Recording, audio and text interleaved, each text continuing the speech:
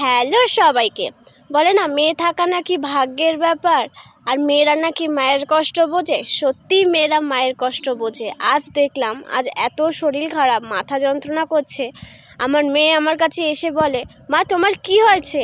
আনছি মারে আমার না খুব মাথা ব্যথা করছে। বলে দাঁড়াও মা, আমি তোমার মাথা টিপে দিচ্ছি।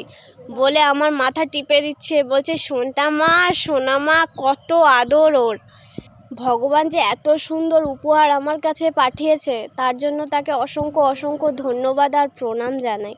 সত্যি বলছি, ও এত সুন্দরভাবে মাথা টিপছিল, আমার পুরো ঘুম চলে আসছিল। আরও ছোট ছোট হাতে না, খুব ভালো লাগছিল।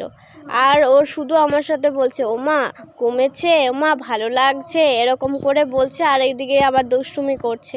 আবার যখন বলছি মারে আমার খুব মাথা ব্যথা করছে, আবারও মাথাটা টিপে দিচ্ছে, মাথা চুল টেনে দিচ্ছে, মাথাটা টিপে দিচ্ছে।